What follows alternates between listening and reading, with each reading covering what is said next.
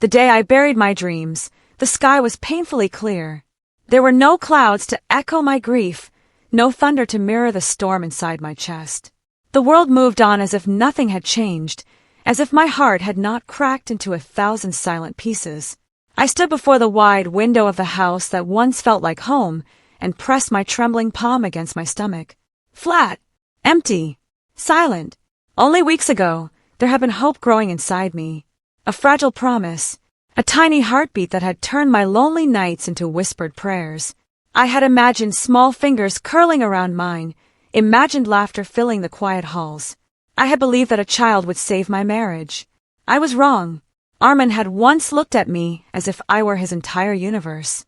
When we first met, he was gentle and thoughtful, a man who spoke softly but dreamed boldly. He said I had brought light into his life. I believed him. I built my world around those words. But there was always a shadow. Her name was Meher, his first love, the girl he had once promised forever before fate tore them apart. I had known about her before our wedding. He never hid her existence, but he had assured me that the past was buried. He told me he chose me. I mistook being chosen for being loved. After 2 years of marriage, when I told him I was expecting, I thought I saw joy in his eyes. For a brief second, he held me close and whispered that we would be a family. I let myself believe it. I decorated a small room in soft colors. I folded tiny clothes with shaking hands. I spoke to the life inside me every night, telling our child how much they were wanted. But Armin grew distant. Phone calls, he would not answer in front of me. Long nights at work. A heaviness in his gaze whenever he looked at my growing belly. I sensed something slipping away, but I clung to hope like a lifeline. The accident happened on a rainy evening. He insisted on driving. We argued before leaving the house. I had found a message on his phone. Meher was back in the city. She wanted to meet him. The message was simple, but it carried years of unfinished emotions. "It's nothing," he said, gripping the steering wheel too tightly. "You're overthinking." "I'm carrying your child," I whispered. "Please don't lie to me." The rain poured harder. The road blurred. And then, a flash of headlights. A scream. Darkness. When I woke up in the hospital, the first thing I did was reach for my stomach. Flat. A nurse looked at me with eyes full of pity. She did not need to say the words. I felt the emptiness before I understood it. Our child was gone. The doctors said the impact had been too strong. They said it was unfortunate. They said it was fate. But fate does not run red lights. Armin had been driving too fast. Witnesses said he seemed distracted. They said he didn't even brake in time. 4 days, he sat beside my hospital bed in silence. He held my hand, but his grip felt like obligation, not grief. I waited for him to break down, to blame himself, to mourn with me. Instead, he avoided my eyes. When we returned home, the nursery remained untouched. I couldn't step inside. The tiny crib felt like an accusation. Every wall whispered what we had lost. One night, unable to bear the silence, I asked him the question that had been tearing me apart. "Were you thinking about her?" He froze. That hesitation was my answer. Tears slid down my face, but my voice remained steady. "Did you look at your phone while driving?" He did not deny it. In that moment, something inside me died alongside my child. "You killed our baby for a memory," I said. "For someone who isn't even yours anymore." He stood abruptly, anger flashing across his face. "It was an accident." "No," I whispered. "It was a choice." Days turned into weeks. Grief reshaped me. I stopped crying eventually, not because the pain lessened, but because it became a permanent part of me. I began to see Armin differently. The man I had loved seemed like a stranger wearing his face. Then one afternoon, Meher came to our house. I opened the door myself. She was beautiful in a quiet, effortless way. Her eyes widened when she saw me, perhaps expecting someone broken beyond recognition. Instead, I stood straight. "I didn't know," she said softly. "About the baby." I studied her face, searching for cruelty, but found only confusion. "You knew he was married?" She swallowed. "He said he was unhappy." A bitter smile touched my lips. "And now?" She looked past me into the silent house. "Now I know he lies." Armin arrived home to find us standing face to face. The shock on his expression would have been amusing in another life. "What is she doing here?" he demanded. Meher stepped back. I came for closure, Armin. Not to destroy anything. There's nothing left to destroy, I said quietly. That was the first time I saw panic in his eyes. In the weeks that followed, I began to reclaim pieces of myself. I visited a therapist. I returned to painting, something I had abandoned after marriage. I accepted freelance design work.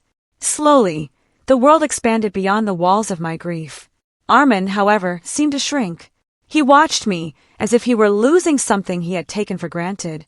When he realized I no longer waited for him at dinner, no longer asked where he was going, no longer cried in front of him, fear crept into his voice. One evening, as I stood before the mirror, he came up behind me. His gaze fell to my stomach. Flat. Gone was the curve that had once symbolized responsibility. Gone was the proof that tied me to him forever. He reached out but stopped midway, as if unsure he had the right to touch me. Why do you look stronger? He asked. I met his reflection in the mirror. Because I survived. He shook his head. You're different. Yes, I said calmly. I am. It was then that he seemed to understand. The baby had been his anchor. He had believed I would never leave because I was carrying his child. He thought guilt would bind me to him. But now there was nothing holding me back. That realization drove him mad. He began trying to win me over in desperate ways. Flowers, apologies, promises of change. He cut off contact with Meher completely. He insisted on attending counseling. He told me he loved me more than anything. But love built on regret cannot stand. One night, during a power outage, we sat in darkness lit only by candlelight. The silence between us was heavy but no longer unbearable. Do you still love me? He asked. I considered the question carefully. I love the man I thought you were, I said. I love the future I imagined. But the night you chose your past over our child, something inside me closed. His shoulders slumped. For the first time, he wept openly.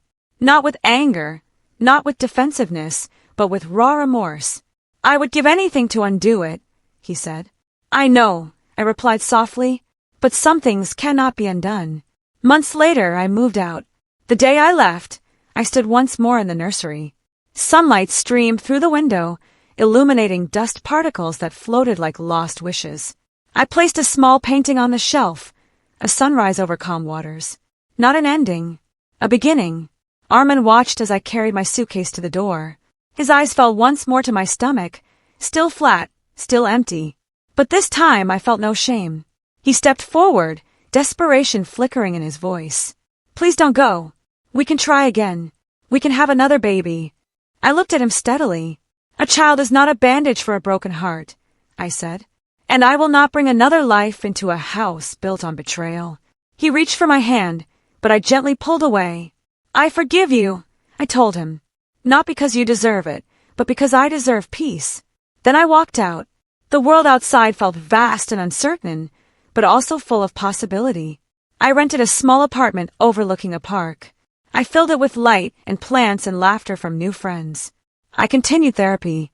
I learned to sit with my grief without letting it consume me.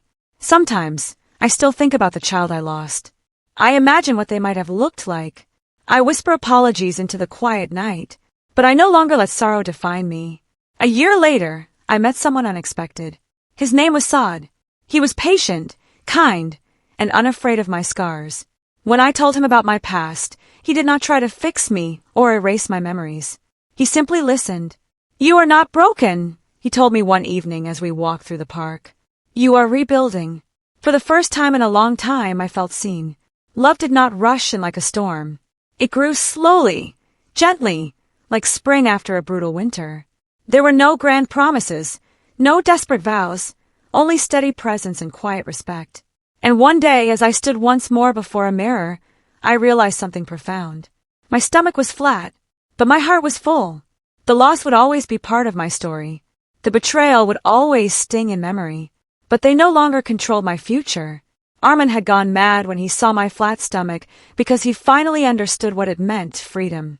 Not just from the child we lost, but from the illusion that I would remain bound to him forever. He had killed our child through carelessness, through selfishness, through longing for a past that should have stayed buried. But he did not kill me. I chose to live, and in choosing to live, I found a love that did not ask me to compete with ghosts, a love that did not depend on fear or obligation. Some tragedies shatter us, others awaken us. Mine did both, and from the ashes of a broken promise, I built a life where love was no longer something I begged for, it was something I deserved.